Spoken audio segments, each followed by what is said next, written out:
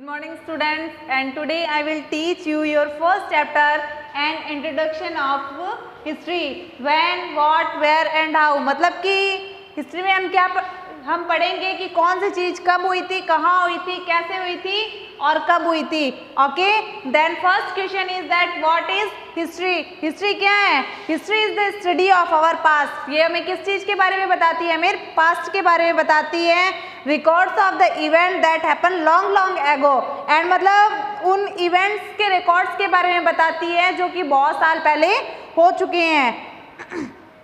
It tells us the life of the people during a particular period of time. Okay, it tells us the life of the people. मतलब ये हमारे लोग, ये जो लोग होते हैं उनके लाइफ के बारे में बताते हैं कि वो किस तरीके से रहते थे, किस तरीके से अपना जो लाइफ होती है उसको स्पेंड करते थे. And it is a written record. जो हिस्ट्री होता है वो क्या होता है? एक रिटन रिकॉर्ड होता है. हिस्ट्री टू टाइप्स की होती है, एक प्री हिस्ट्री होती है, एक हिस्ट्री होती है.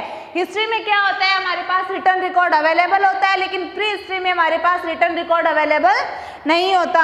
एक ग्रीक हिस्टोरियन था जिसका नेम था हीरोडोटस. क्या नाम था उसका? हीरोडोटस, जिसको किस नाम से जाना जाता है? फादर ऑफ हिस्ट्री के नाम से जाना जाता है. वो क्या कहते थे? He said that history means study. History का मीन्स क्या होता है? स्टडी होता है. किस चीज़ के बारे में? हमारे पास्ट के बारे में. And it also mean that it is investigation of past time. ये हमारे पास्ट टाइम का इन्वेस्टिगेशन भी है. Okay, now your what is history? You can understand it very well that history is the study of our past. ये हमारी past की study है जो ऑल जितने भी इवेंट्स वगैरह हुए थे उसके बारे में हमें बताती हैं. Now your second question, why do we study history? Our second question that why do we study history. Okay, हमारे किसके बारे मतलब क्या चीज़ समझने में हेल्प करता है? जो पॉलिटिकल और जो सोशल सिस्टम है उसको समझने में हमारी हेल्प करता है. और जो इकोनॉमिक एक्टिविटी चल रही होती है, जो इकोनॉमिक एक्टिविटी थी उसको समझने में, और जो कल्चर वगैरह होते हैं उसको समझने में हमारी हेल्प करता है. Okay, and causes of effect of event in A sequence. History not only looks at important events such as war, revolution, change of government and great invention, also explain why and how. मतलब कि ये और हमें किस चीज़ को समझने में help करता है? हमें क्या चीज़ बताता है कि जो वॉर्स वगैरह होते हैं और जो ग्रेट इन्वेंशन होते हैं वो कब, कैसे और कहाँ पे हुए थे. Okay, and history is the story of progress of the man. History is the story of progress. History है वो किस चीज़ की स्टोरी है?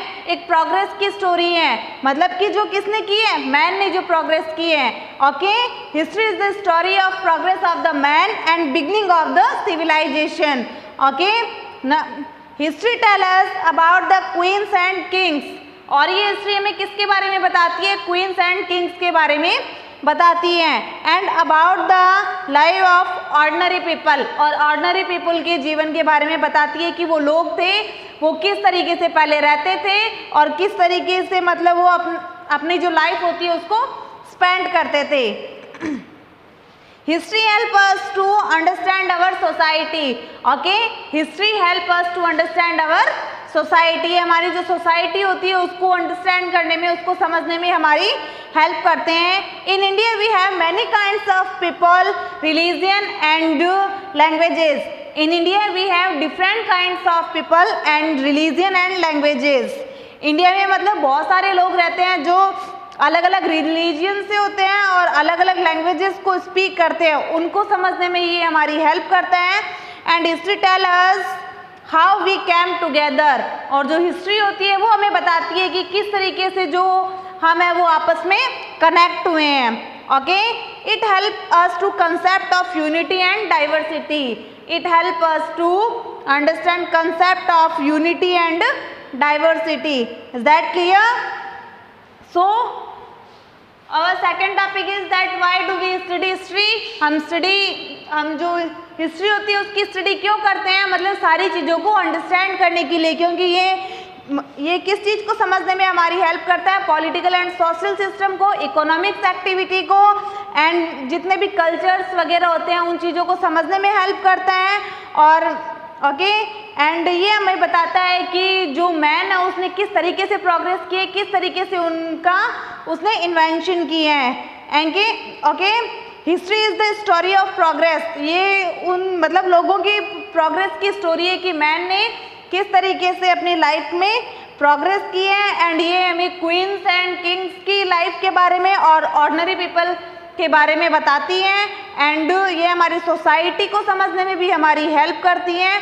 और ये हमें समझाती है कि ये हमें बताती है कि किस तरह मतलब इंडिया में अलग अलग तरीके के लोग रहते हैं, अलग अलग लैंग्वेज स्पीक करते हैं, अलग अलग रिलीजन के लोग होते हैं। मतलब वो हमें हिस्ट्री होता है वो हमें बताता है कि लोग किस तरीके से एक साथ जुड़े हैं। Okay, and it help us to concept of unity and diversity.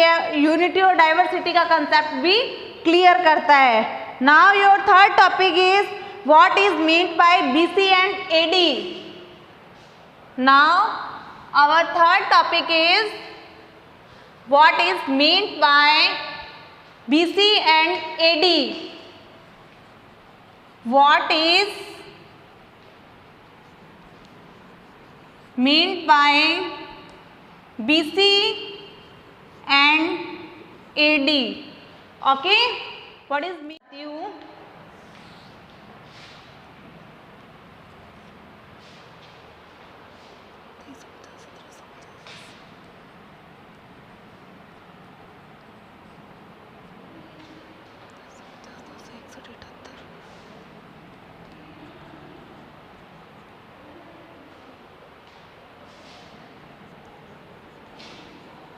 One BC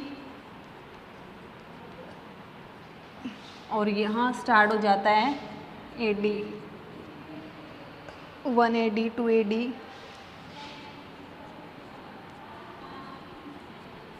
78 78 AD 640 AD 1520 AD 1986 AD and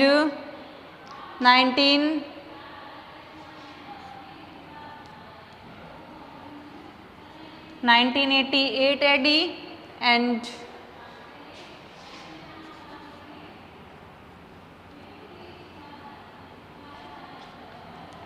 2018 AD। Okay, देखो ये जो घटनाएं हुई थी वो कब हुई थी? ईसा के जन्म से पहले की घटनाएं हुई थी। Okay, before Christ. इसीलिए इनके आगे हम क्या लगाते हैं? BC। और यहाँ हम मान लेते हैं कि ईसा का जन्म हुआ था। तो उसके बाद में जितनी भी घटनाएं हुई है, जितनी भी घटनाएं हुई है उसको हम किस में काउंट करेंगे? 1 AD 2 AD या 78 AD एंड 640 AD, उसको हम किस में काउंट करेंगे? AD में काउंट करेंगे। अब देखो ये क्या होता है कि कभी कभी मैं एक एग्जांपल देती हूँ। कभी कभी ये होता है कि हिस्ट्री में क्वेश्चन आ जाता है कि हाँ उसका जन्म उस वक्त हुआ था, यानी कोई भी नाम मान लेते हैं, जैसे रामेश्वर दयाल है, उसका जन्म कब हुआ था?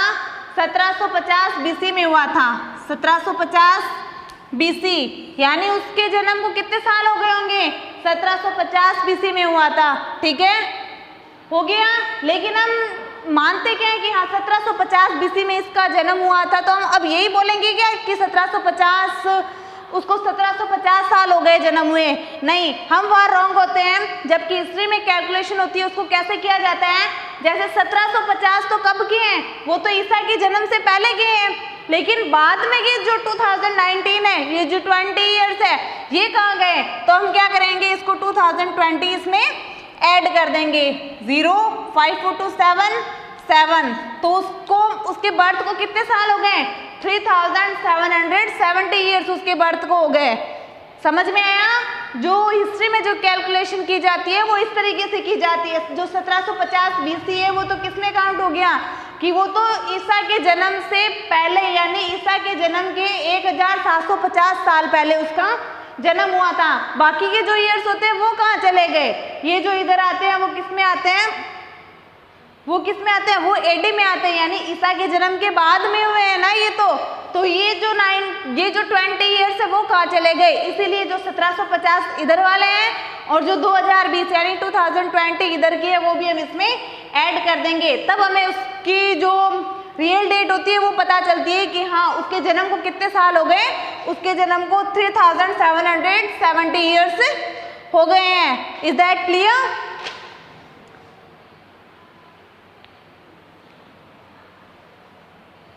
अगर कोई भी चीज होती है तो ये होता है कि हाँ ये चीज है वो 1947 AD को हुई है, तो हमें ये समझना है कि हाँ ये चीज कब हुई है, ईसा के जन्म के 1947 यानी 1947 ईयर्स के बाद में हुई है। अगर कोई भी मतलब इंसिडेंट होता है वो कब हो जाता है, 2350 BC, मतलब कोई इवेंट होता है वो अगर रिटर्न किया हुआ होता है कि 2350 में हुआ है तो हम उसको क्या बोलेंगे कि ईसा के जन्म के 2350 यानी 2350 ईयर्स पहले की ये बात है।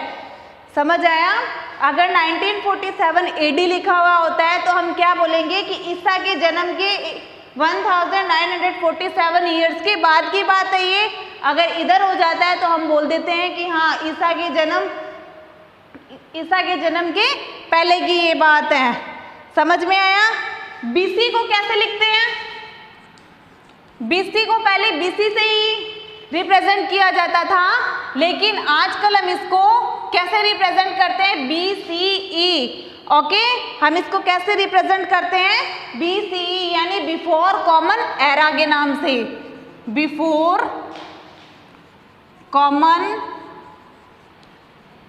एरा, बिफोर कॉमन एरा या बिफोर क्राइस्ट एरा, हम इसको कैसे भी रिप्रेजेंट कर सकते हैं, लेकिन उसका मीन्स क्या होता है, उसका मीन्स BC ही होता है। इसीलिए मतलब आजकल बुक्स में क्या आने लग गए हैं, BCE आने लग गए हैं, और जो AD होता है, AD की जगह क्या आने लग गए हैं आजकल, AD की जगह आजकल CE आने लग गए हैं।